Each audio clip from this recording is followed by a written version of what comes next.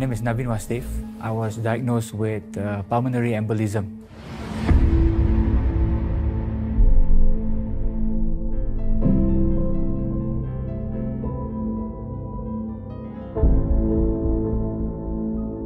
So initially they said it's fine. I just had to go on a couple of weeks of medication and then, it'll be good.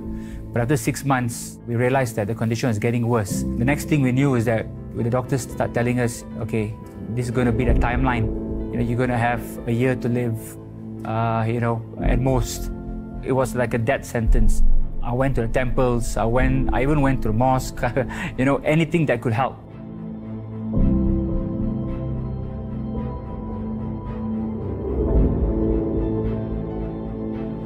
They rushed me into ICU. The only way that I could, come out of this is that if I were to go into operation now and then the spines open and get the fluids out. But the doctor said that to do all that, it was too risky and it'll take a long time. So what he did was he just ripped open my shirt and then he estimated the distance between my heart and this pericardium sac where the whole fluid was built up. He immediately just took his medical instrument and punctured through.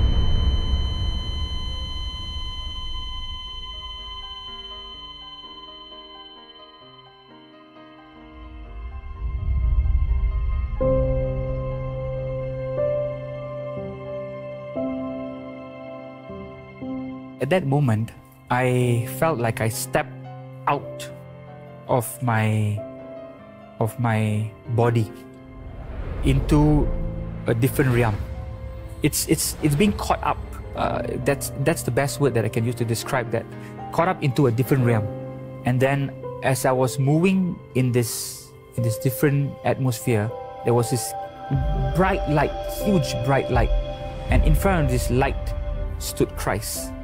It was as if you're standing there in all His glory, in this very merciful,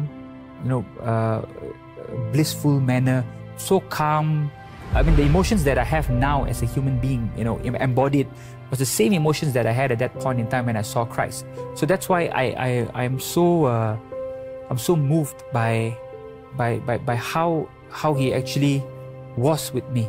He is that abundance of love. My dad passed away in 2007 because of a heart attack, and he was standing right next to Christ.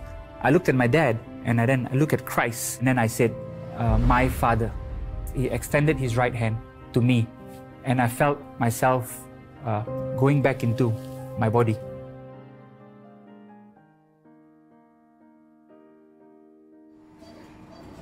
Reached the ICU room. It was the first room on the left, and the room was a mess, right? You see so much blood all over, you've got tissue all over on the floor, and I see my husband lying on the bed, and I thought he had gone for a leg surgery, right? So he didn't look like he went for just a leg surgery. And he's trying to speak to me, and at that point in time, he's still not fully conscious about what just happened. And the doctor takes me to the side and explains to me that they need to incubate him. And I wouldn't be able to speak to him for the next couple of days. So they incubated him.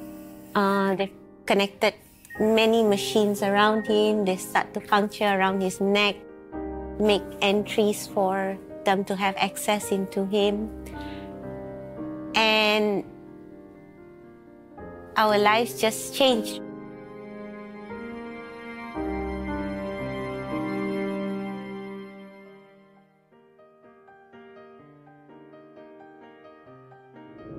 A couple of days later, I regained consciousness, and then I told my wife I couldn't speak.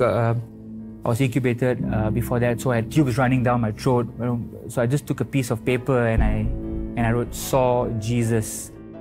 It was a surprise, but I was pleased that my husband wasn't alone when he went through that moment. And I was just confused.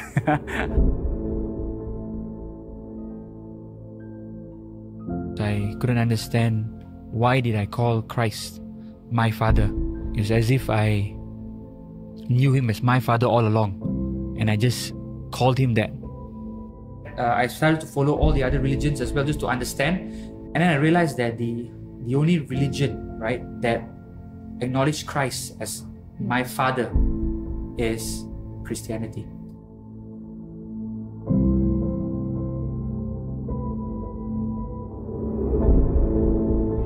What I experienced, at that point, and I was just sitting down in the room. I remember when I opened my eyes, I was just thinking to myself, what do I do now?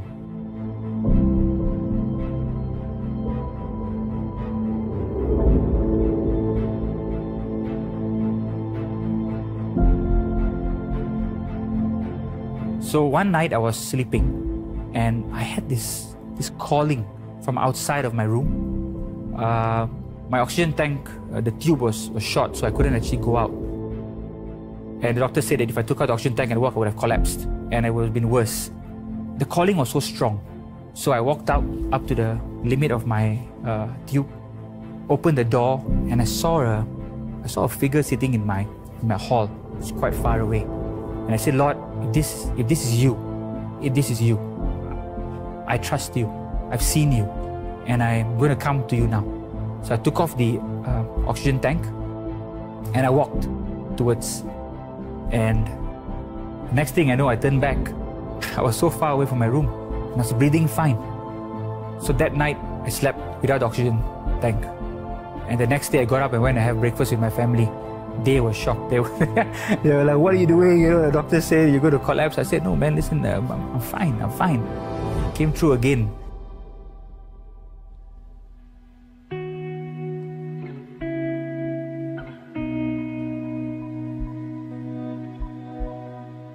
Who is Jesus? Simple question, right? Who is Jesus? The experience that I had with Christ when I actually met him face to face was an experience with a God that was gracious, merciful more than anything else, and that atmosphere was an atmosphere of peace and bliss.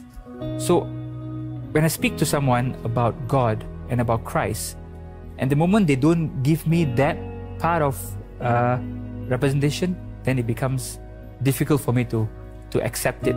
The good thing is, you have access to the internet and all that. So, but that made it even more confusing for someone who has no experience at all. And there were times where I would just park my car at the side of the road and just cry out to God and say, Lord, I've seen you, but now I just don't know who you are. I can't understand you.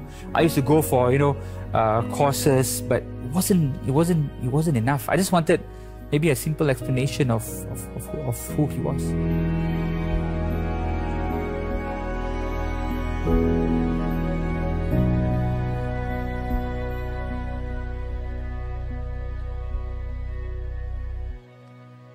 And I was thinking to myself, that's great. This guy looks like he knows his stuff. So I'm going to try to go and speak to him and ask him about Christ and who Christ is, and tell me about Christianity. He was rushing off somewhere. I said, hey, Pastor. How are you? And he says, hi, with his big smile, and he was so warm. And I said, Pastor, so, could you tell me about your church? Which church do you go to? He said, what, as a matter of fact, I'm going for service now. He says, why don't you come along to my church, I was like, yeah, why not?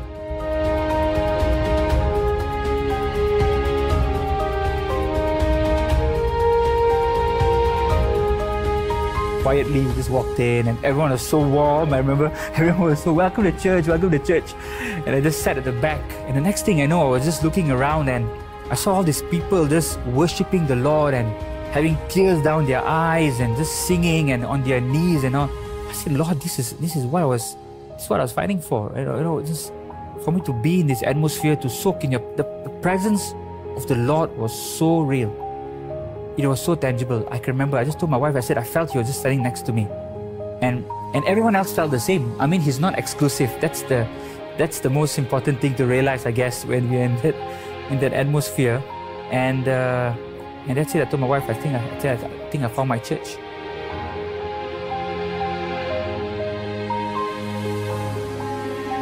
He is indeed the one true God. And he is not a discriminator of race, religion, faith, skin color, anything of that sort.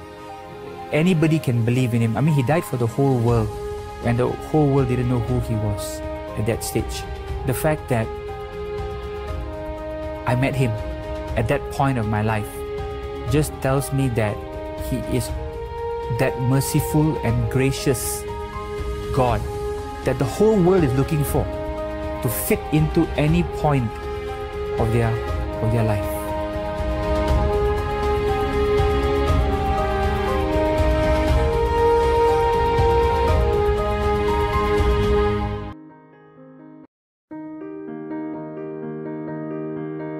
I see his hands, his feet, my Savior, that cursed tree. His body bound and drenched in tears, they laid him down in Joseph's the entrance sealed by every storm, Messiah still and all alone. Our church, can we raise our hands? Praise the Lord.